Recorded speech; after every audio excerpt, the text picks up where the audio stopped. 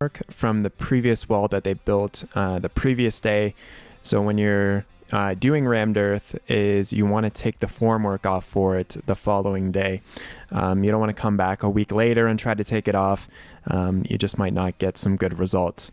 So you can see the rammed earth wall that they finished off yesterday and looking pretty nice, really cool that you can just use dirt to build a wall like this. So the first thing that we want to do when we have the formwork off is that we want to re-grease the formwork up. Now there's a lot of different solutions that you can use, but definitely one of the cheapest and probably most environmentally friendly ways is actually just using some vegetable oil, putting that on the plywood and any of the pieces that are going to be touching the dirt, and then just using a palette knife to spread it out nice and evenly across all the plywood. So the next step is to reassemble the formwork that we just took off. So you can reuse all the same pieces. You can reuse that 3/4 inch plywood as much as you want, essentially to a point, until maybe there's just too many kind of like bends and curves in it, and it might be at a good point to replace them. But you can reuse them for a lot of this rammed earth formwork. So we're just getting them in place nice and loosely.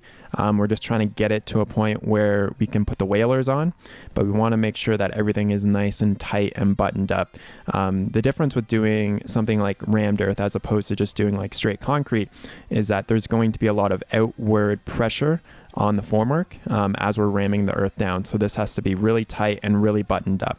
Now we're installing the whalers. So the whalers will help keep the formwork nice and straight going along the line here. So we're just using a combination of these pipe clamps, which you can get at Home Depot or Lowe's. And then these, we have 2x6 whalers on the bottom. And then in the midsection here, we have 2x10 whalers. The reason why we have 2x10 whalers in the middle is because that's where we're going to be standing when we're going to be tamping that earth down. And then in the center here, we always put down a concrete footer for the rammed earth to sit on.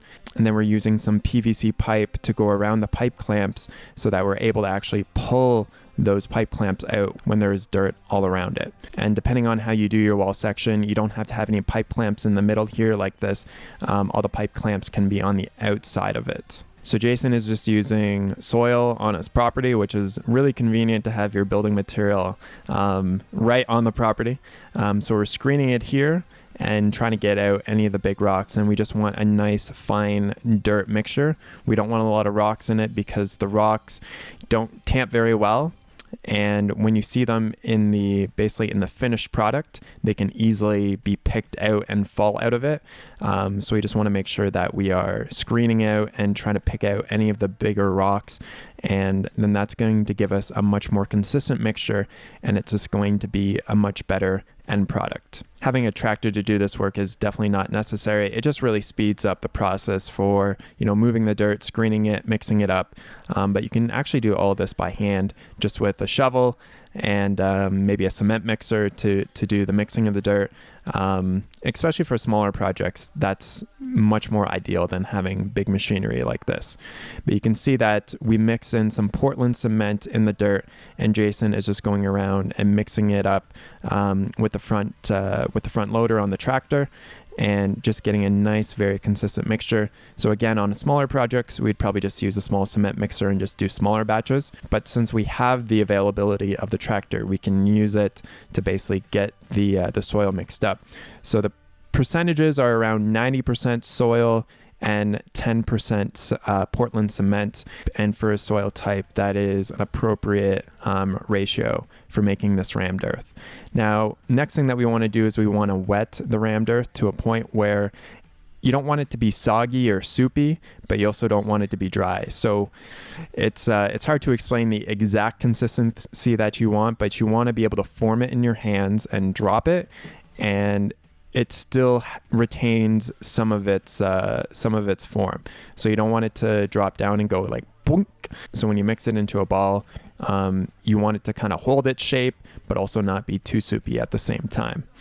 So this is actually a very fast method of doing this. We're actually able to do this entire rammed earth wall section, including installing the forms and doing all this mixing and doing all the tamping in just about 4 hours time. It was really nice to work with all these guys today, and one reason why we're so fast and able to get this done so quickly is that pretty well everybody except one person, the Mr. Sombrero guy, had experience with doing rammed earth. So we all kind of knew the ins and the outs of it, and that made for definitely a much faster process of getting it done. And if you're looking for more details about how to do rammed earth, very specific instruction, very detailed instruction, then definitely check out the Rammed Earth Basics course that Ray and I put together.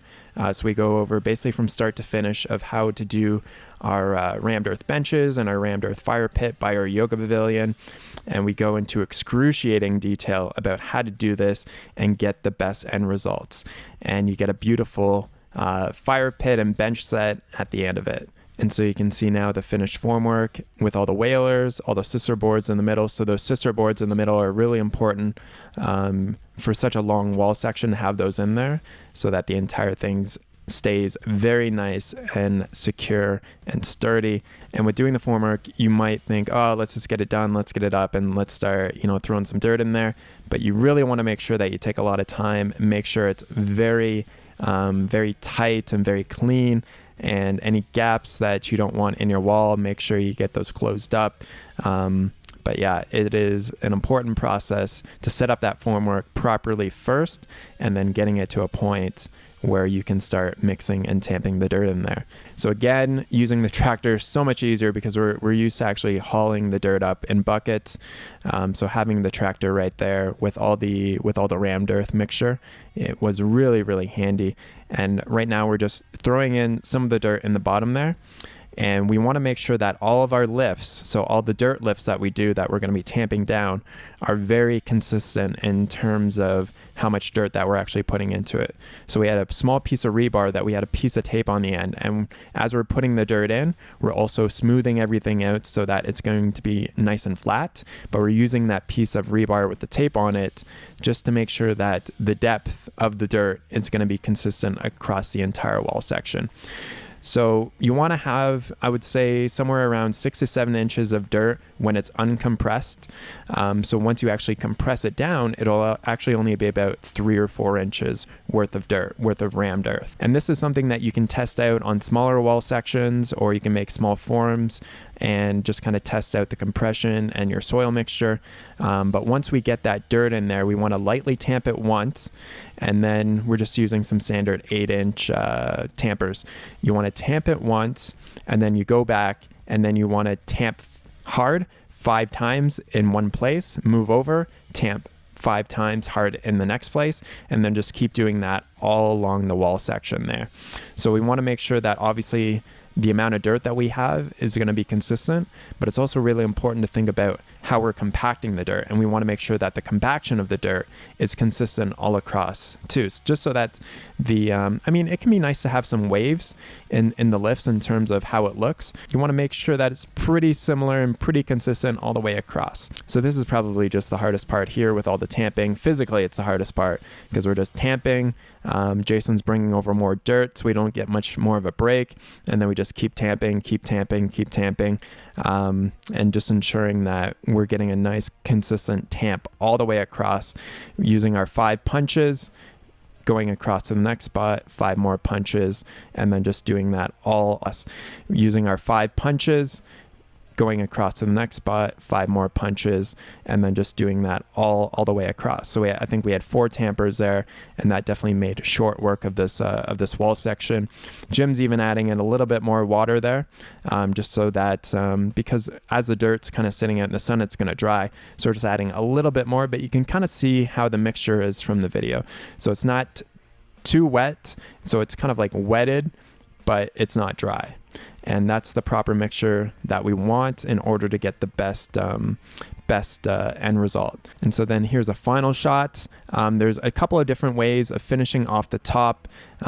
We use actually a combination of Portland cement and dirt. We just add a lot more Portland cement in. So instead of it being about 10% Portland cement, it's somewhere around 30 or 40% Portland cement. So you can just mix that up in a cement mixer and just pour that on top, and then that'll give you a nice cap that's going to protect the rammed earth. There's other ways of doing caps. I've seen, brick and mortar on a cap of a rammed earth wall section, but you do want to protect the top of it because it will start to erode away and flake away on you. So it's great to get out and work with Jason, Ray, Jim, and the boys.